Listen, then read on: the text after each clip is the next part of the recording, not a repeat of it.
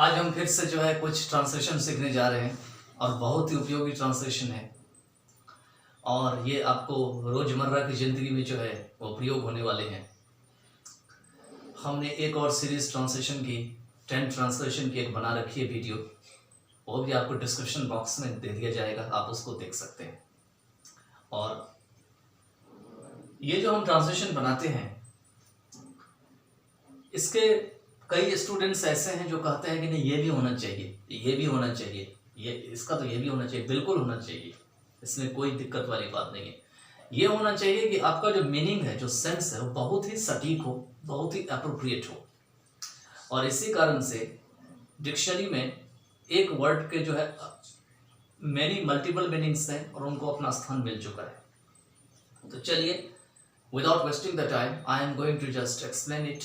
I am just going to tell the meaning of these Hindi sentences. तो हम इस Hindi sentence का meaning बताने जा रहे हैं। इसको हम कैसे अंग्रेजी में बोलेंगे, कहेंगे। पहला है आपका, तुम्हें कुछ नहीं पता। पता है आपको कब बोलते हैं? जब सामने वाला काफ़ी कुछ बता रहा होता है, आर्गुमेंट कर रहा होता है और उस बारे में कर रहा होता है जिसको उसको जानकारी नहीं होती है, तब उसको बोलते हैं तुम्हें कुछ नहीं पता। तो इसको बोलेंगे, लिखेंगे यहाँ पे YOU, know, KNOW, know, nothing, NOTHING, you know nothing, मतलब तुम्हें कुछ नहीं पता। अगला है ज्यादा बातूनी मत बनो। इसी तरह का सिमिलर मैंने एक और कराया था, वो थोड़ा अलग था, ये अलग है। ज्यादा बातूनी मत बनो मीन्स ज्यादा बात मत करो। इसका बनाएंगे डोंट बी, DON' लगा दिया, डोंट बन गया, don't be so, SO so talkative, TALK T टॉके, TALKATLE talkative. ठीक है, तो इसमें आपको जो है हमने एक बनाया था और इसी टाइप का, लेकिन थोड़ा सा ये हटके है। तो डोंट बी सो टॉकेटिव मतलब ज्यादा बातूनी मत बनो। इसके बाद नेक्स्ट है खुद कर लो। बहुत यूजफुल होने वाले सेंटेंस है और बहुत ऐसे लोग होते हैं जो उस काम को आसानी से खुद कर सकते हैं लेकिन दूसरों से करवाने का प्रयास करते हैं। तो ऐसी स्थिति में हम इसको बोल सकते हैं खुद कर लो। तो खुद कर लो का दो में अर्थ हो सकता है। पहला तो हो सकता है कि डू योरसेल्फ और दूसरा हो सकता है हेल्प योरसेल्फ। ठीक है, पहला हो सकता है डू योरसेल्फ, DO डू, अब YOURSELF,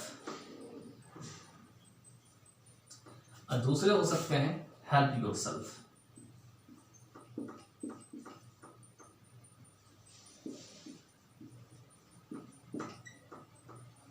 अब इसमें थोड़ा सा जो है डिफरेंस है, हल्का सा है। क्या डिफरेंस है?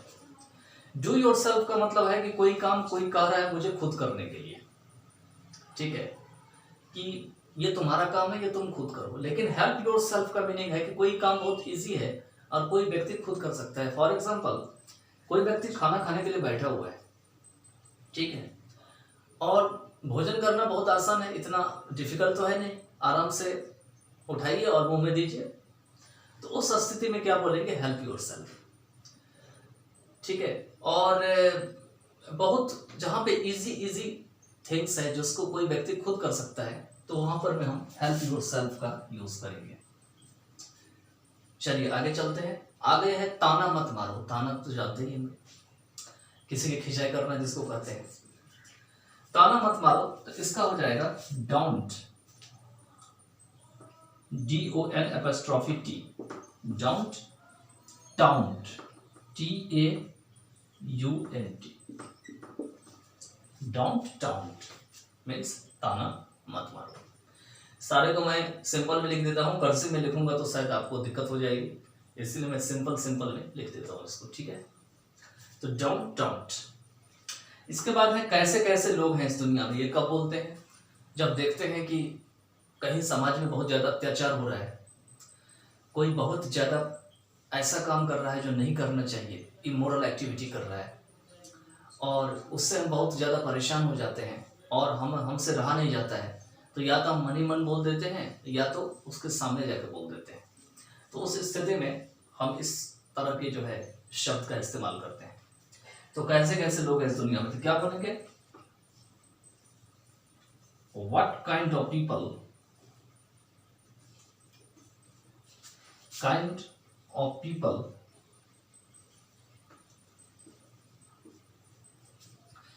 WHAT what, KIND kind, OF of, PEOPLE people, are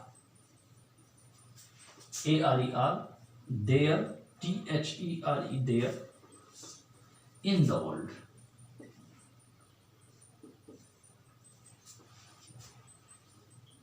In the world.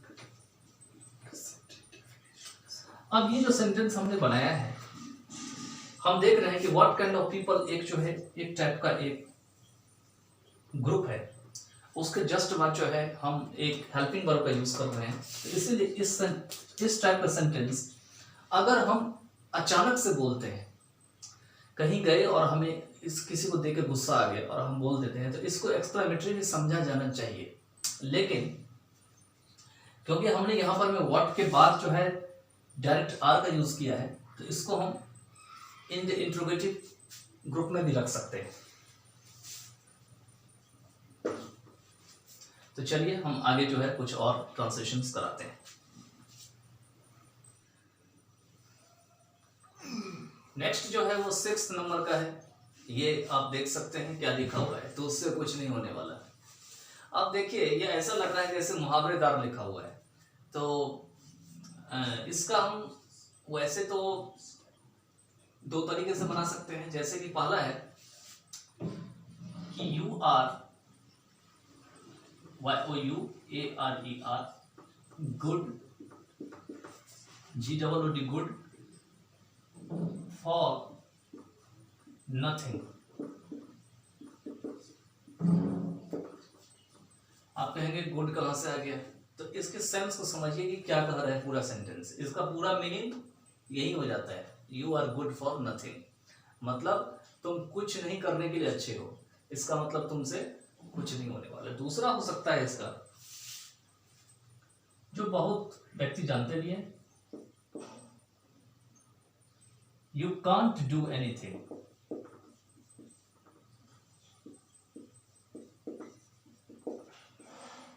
You can't do, you CAN'T can't, DO do, ANYTHING anything। ठीक है, स्पेलिंग भी साथ में स्पेल कर देते हैं, कहीं दिक्कत ना हो। तुम्हारे बस की बात नहीं है। नेक्स्ट है, तो इसको बना सकते हैं। पहला तो ये हो सकता है यू कांट डू इट,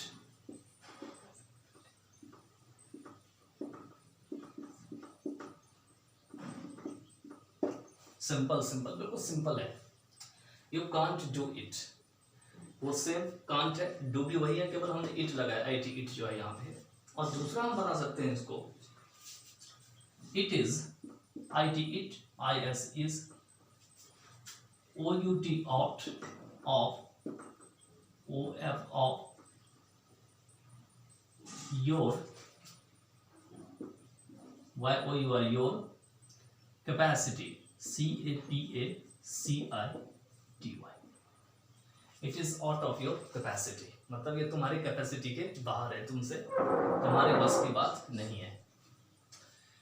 इसके बाद हमें पढ़ता ही तो था, बहुत ही फेमस सेंटेंस है, और कई बार बच्चे पूछते भी हैं एक दूसरे को स्कूल्स में, कॉलेजेस में, कि मैं पढ़ता ही तो था, तो क्या होना चाहिए इसका इंग्लिश बताइए। देखो इसमें करना क्या होता है, एक्चुअली मैं थोड़ा सा एक ग्लिम्स बताता हूँ पास्ट सिंपल टेंस का। मैं टेंस भी करवाऊंगा लेकिन धीरे धीरे सब कराऊंगा, ठीक है।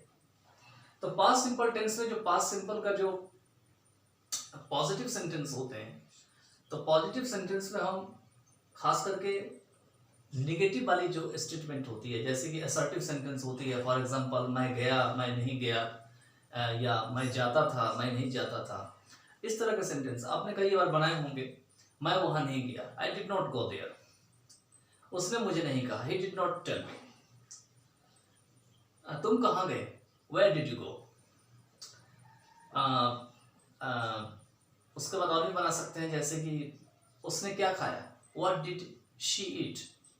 तो इस टाइप के सेंटेंस होते हैं। तो वो जो डिड होते हैं वो उसका हेल्पिंग वर्ब होते हैं, उसी हेल्पिंग को वहां से निकाला जाता है और ये बनाया जाता है। ठीक है, आप कहेंगे कि क्या सबके साथ डिड ही आएगा, बिल्कुल आएगा डिड। क्यों, क्योंकि सबसे पहली बात तो ये एम्फैटिक सेंटेंस है।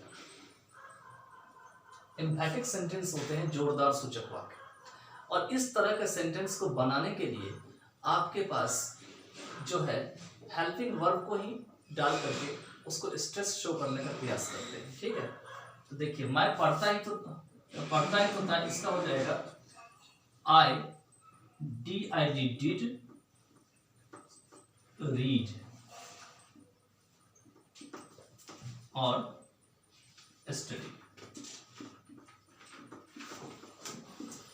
रीड और स्टडी में डिफरेंस होते हैं। स्टडी पूरी रीडिंग के एक साइकिल को कहा जाता है, और रीड जो होते हैं जब हम नॉर्मली रीड कर रहे होते हैं, तो हम दोनों में से किसी को ये देखा जाएगा कि जब बोलने वाला जब बोल रहा है तो किस सेंस से बोल रहा है, वो स्टडी के सेंस से बोल रहा है या रीडिंग के सेंस से बोल रहा है। तो बोलते समय आप इस चीज को ध्यान में रखना कि हमें स्टडी का यूज करना है या रीड का यूज करना है। ठीक है, इसके बाद नेक्स्ट है जो 9 नंबर है, दुश्मन तो दुश्मन, दोस्तों ने भी मेरी मदद नहीं की। बहुत ही अच्छा सेंटेंस है, और कई बार इस तरह का सेंटेंस हमारे ब्रेन में आता है लेकिन हम नहीं बना पाते। तो इसमें फ्रेज का यूज किया जाता है, दुश्मन तो दुश्मन। तो इसमें लिखेंगे सबसे पहले NOTTO, not to, SPEAK, speak, OF, not to speak of, enemy, ENEMY, यहाँ कॉमा लगाएंगे। बोलते समय तो कॉमा वॉमा का पता नहीं होता है, सारा कुछ जितने भी होते हैं आपके पंक्चुएशन सब समाप्त हो जाते हैं। तो not to speak of enemy, even, EVEN, even, friends,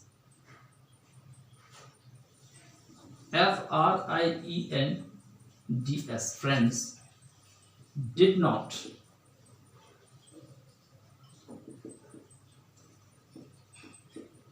help me, did not help me। क्या है, not to speak of enemy, even friends did not help me. तो ये पार्ट जो है ये पास्ट सिंपल टेंस में हमने बना दिया। अब इस तरह से बहुत सारे आप सेंटेंस इसी बेस पे बना सकते हैं, जैसे कि चोरों का क्या कहना, यहाँ तो नेता लोग भी जो है देश को लूटते हैं, तो इस तरह के सेंटेंस बना सकते हैं। ठीक है, अब जो अगला है वो है यह सब तुम्हारे कारण से हो रहा है। तो यह सब, तो ऑल इज हैपनिंग,